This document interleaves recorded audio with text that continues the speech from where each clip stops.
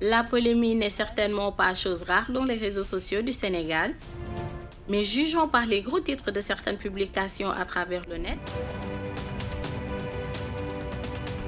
Nous parlons bien sûr de la vidéo qui a dernièrement circulé sur les réseaux sociaux avec plus de 418 000 vues en moins d'une heure et qui a inspiré autant de commentaires de soutien que d'indignation. En effet, s'il n'est pas chose fréquente de voir un gamin, pour ne pas dire un enfant, au volant d'une bagnole à Dakar, il est encore moins d'en voir un au volant d'une Maserati. Qui est donc cet enfant avec le pouvoir d'enflammer autant les passions des Sénégalais? Allons à la découverte du talent digne d'une star de Formule 1.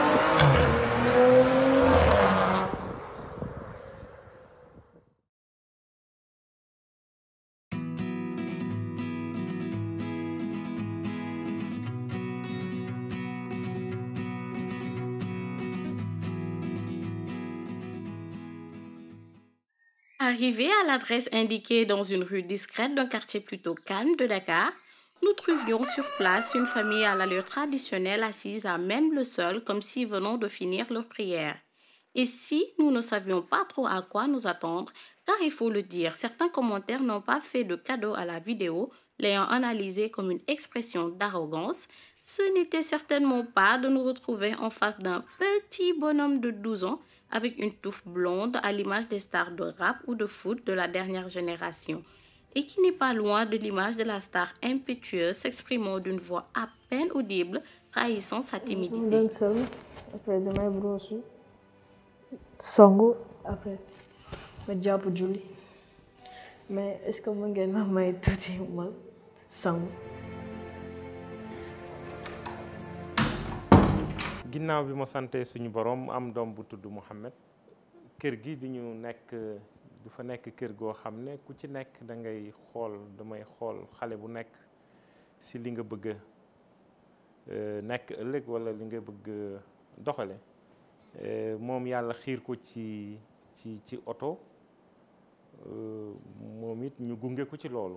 Le jeune Mohamed Sow, car c'est de lui qu'il s'agit, malgré toute l'attention qui lui a été portée, s'est avéré être un enfant typique de son âge, qui, quand je lui demandais ce qu'il s'apprêtait à faire après avoir boutonné sa belle chemise, me répondit tout naturellement: je dois aller prier.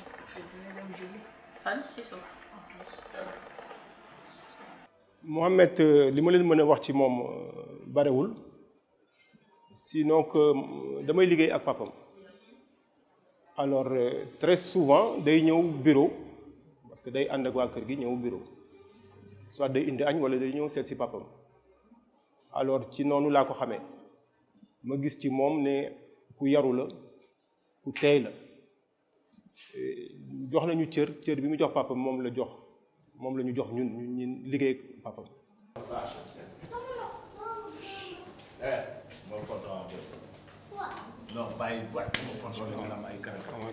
Ça va? Ça va bien. Ok, sama tonton sama magu yaay. yaa ngi si jàmm. Ça va? yéen sport.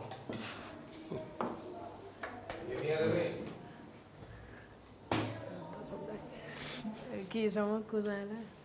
Adni, Mor, Ahmed, Dikori, Kader. Et ça c'est mon coach. C'est mon tonton aussi. Pape Sall. Là, c'est mon petit frère, Bachir Sow.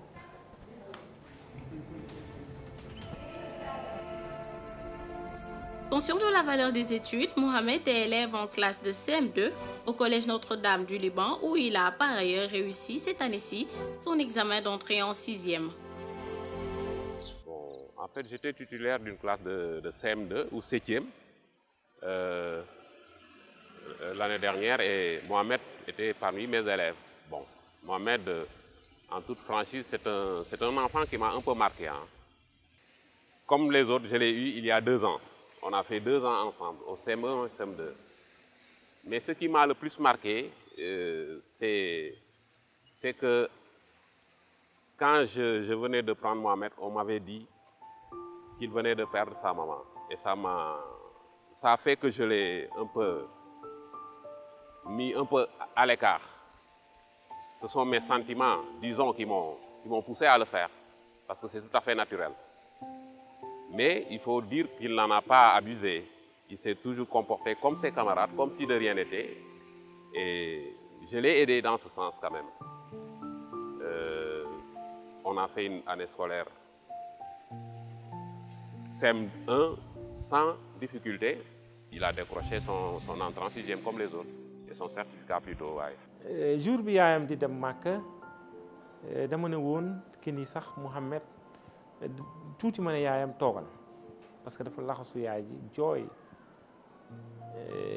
ñun xamuñu woon lan moo xew mais dafa laxasu yaay ji jooy loolu benn mbir la boo xam ne dafa ma frappé ba léegi mënul jóg ci sama image boobu ba léegi mënul génn ci man parce que c'est comme dafa sentir woon que ni yaayam su demee du dellu si donc jour boobu laxasu boobu mu laxasu at moom jooy tax na sax ma ne ko non ñu continuer dem aéroport pour yóbbu sa yaay gunge ko.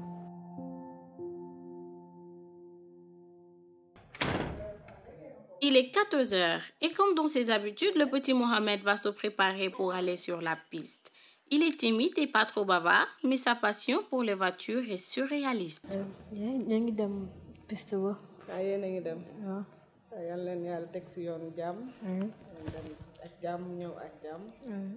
sois prudent aussi nga xam ni xale nga def nànk dégg nga. ñoom ñu ngi koy encadrer donc y a 3 personnes yoo xam ne si que ni ku ci nekk am na loo xam ne si occupation Mouhamed nga nekk ci wàllu oto donc te mbiram yemul ci oto kese parce que oto moo feeñagu mais voilà donc ci avion ci laneen ak laneen am na yeneen jéego yoo xam ne mi ngi koy def ñu ngi ko ciy bàyyi xel bu baax a baax xam nañ ne daan su ko yàlla dimbalee mooy que ni Sénégal mën na am ndam. C'est bon. Cette passion pour les machines à 4 roues lui a été transmise par son père, qui est le représentant au Sénégal du géant de l'automobile Kamaz, spécialisé dans la fabrication de camions, d'autobus et de moteurs diesel. waaw bi muy am 1 an jàpp 2 ans dafa meloon ni man parce que man yàlla daf ma nattu woon ci oto mu bëgg oto lool yàlla dafa fu may déplacé wu moom xam naa ne daf ma doon ci loolu ci bëgg oto mais xam naa ne fu ma doon déplacé wu at ni ma taqee woon fu may dem dama koy teg sama wet xam naa muy xool parfois ma teg ko sama kanam mu téye volant bi di dawal. jour boobu jëkkee gis muy dawal c'est-à-dire que man comme que quelquefois damay toog ci bureau bi lu yàgg damay jóg du ma jógee pour def les 100 pas pour tàllal tànk yi alors si laa nekk ci biti si laa ko séen si laa séen benn 4x4 bu gaare ma séen ko ci biir oto alors pour man c'est très normal donc dafa toog mais bi may def ay va-et-vient si laa gis oto bi déplacé wu alors mu jaaxal ma naan kan moo déplacé oto bi après si laa rapproché wu ma gis ko ci biir muy déplacé oto bi fekk dafa doon def un demi-tour là alors mu impressionné ma mu jaaxal ma.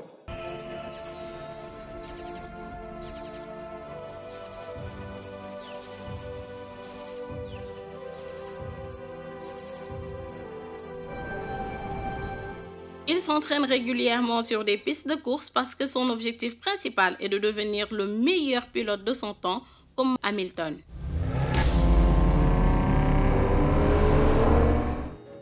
Le regard de l'enfant timide s'envole face au jeune prodige conducteur. Encadré et supervisé par son coach, qui est aussi responsable de sa sécurité, notre jeune prodige passe des heures à l'entraînement, exécutant des figures les unes plus compliquées que les autres, parfaisant ainsi son talent et sa maîtrise au volant.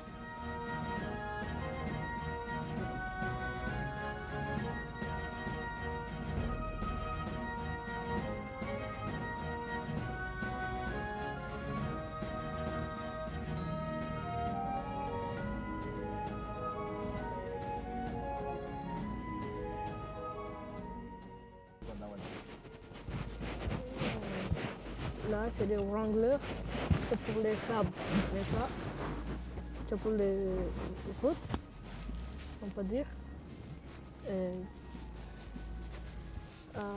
Yéen ñoo dàkk nag say xol ñoo gën a mën suuf mooy wrangler yee.